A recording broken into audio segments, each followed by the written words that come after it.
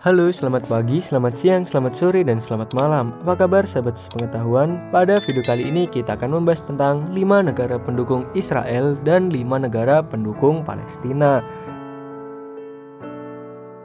Pertama, ada Amerika Serikat. Presiden Amerika Serikat, Joe Biden menyatakan bahwa dukungan Amerika Serikat terhadap Israel sangat kuat dan tak tergoyahkan. Untuk menunjukkan dukungannya, Biden juga memerintahkan kapal dan pesawat tempur Amerika Serikat untuk mendekati Israel dan mengirimkan bantuan militer terbaru.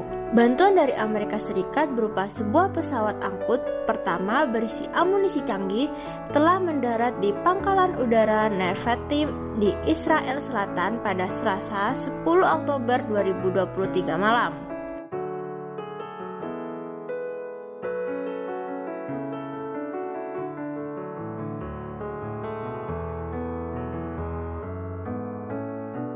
Selanjutnya, yang kedua, Inggris. Perdana Menteri Inggris Rishi Sunak telah mengatakan kepada Perdana Menteri Israel Netanyahu bahwa Inggris dengan tegas mendukung Israel dan berupaya memastikan dunia berbicara dalam satu suara. Sunak menegaskan kembali bahwa Inggris akan mendukung Israel dengan tegas melawan tindakan teror ini. Perdana Menteri menawarkan kepada Perdana Menteri Netanyahu dukungan apapun yang dibutuhkan Israel, kata kantor Downing Street dalam sebuah pernyataan.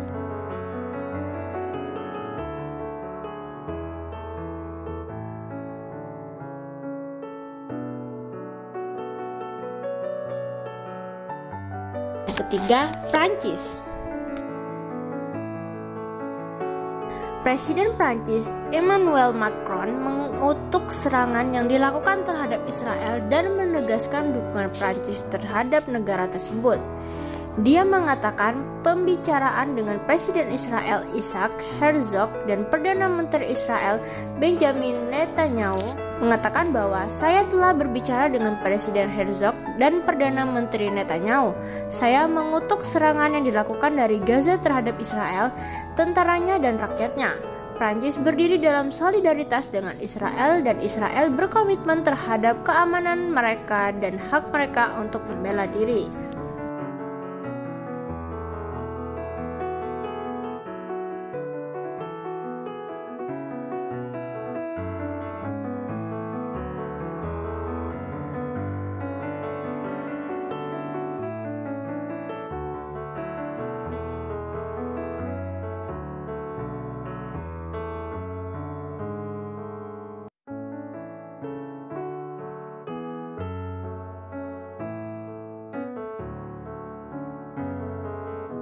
Yang keempat, Australia. Australia telah mendesak penahanan diri untuk melindungi kehidupan warga sipil dalam konflik Gaza dan menyatakan dukungannya terhadap Israel dan haknya untuk mempertahankan diri. Perdana Menteri Australia Anthony Albanese menyalahkan Hamas atas kekerasan dan mengutuk tindakan sembarangan yang menargetkan warga sipil oleh Hamas.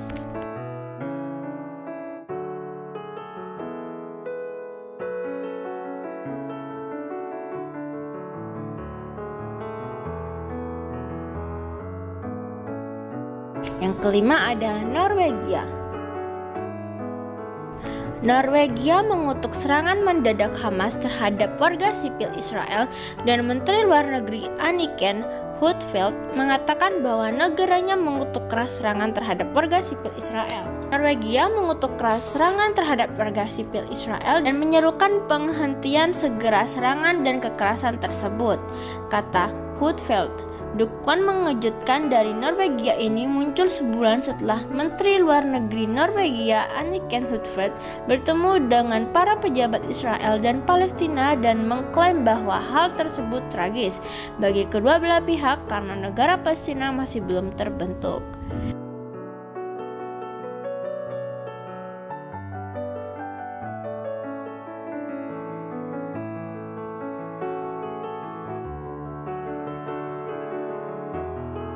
Selanjutnya, negara pendukung Palestina dan Hamas.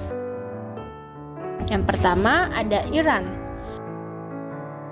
Iran secara historis mendukung perjuangan Palestina dan kelompok Hizbullah yang didukung Iran saat ini terlibat dalam konflik yang menyerang Israel di dekat perbatasan Lebanon.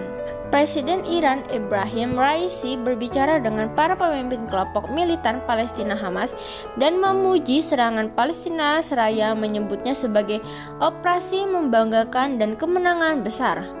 Operasi kemenangan ini yang akan memfasilitasi dan mempercepat keruntuhan rezim Zionis menjanjikan kehancuran rezim Zionis, kata Ali Akbar Veliati, penasehat senior pemimpin tertinggi Iran Ayatollah Ali Khamenei.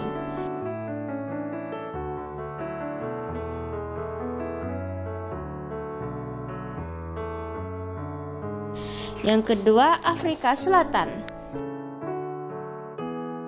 Kongres Nasional Afrika yang berkuasa mengeluarkan pernyataan yang mengatakan tidak dapat lagi dibantah bahwa sejarah apartheid Afrika Selatan adalah realitas Palestina yang diduduki.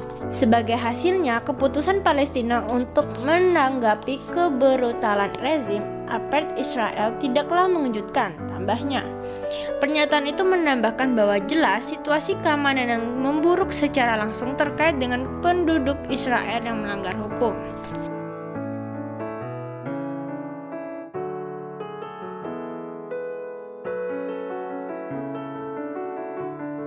Yang ketiga, Arab Saudi.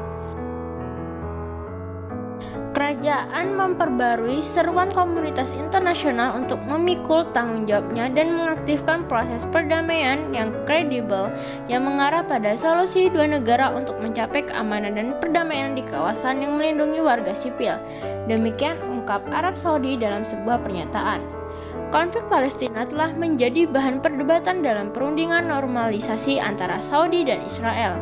Dalam beberapa bulan terakhir, Biden dan pejabat senior Gedung Putih telah berusaha untuk bernegosiasi dengan putra mahkota Muhammad bin Salman dari Arab Saudi dan Perdana Menteri Benjamin Netanyahu dari Israel mengenai kesepakatan normalisasi.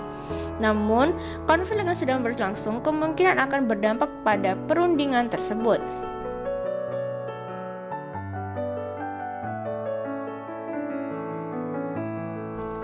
Yang keempat, Qatar. Qatar menjadi tuan rumah kantor politik Hamas sejak 2012, mengatakan Israel sendirilah yang bertanggung jawab atas meningkatnya kekerasan terhadap rakyat Palestina. Israel sendiri memikul tanggung jawab atas eskalasi yang terjadi saat ini karena pelanggaran hak-hak rakyat Palestina yang terus berlanjut. Yang terbaru adalah penggerebekan berulang kali terhadap Masjid Al-Aqsa di bawah perlindungan polisi Israel, kata Kementerian Luar Negeri Qatar dalam sebuah pernyataan.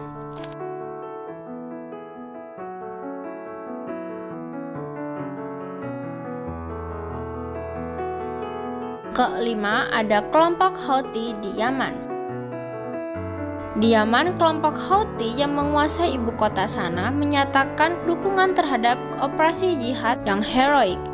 Dalam sebuah pernyataan situasi kantor berita Sabah yang dikuasai Houthi, kelompok militan yang bersekutu dengan Iran mengatakan serangan itu mengungkapkan kelemahan, kerapuhan, dan impotensi Israel.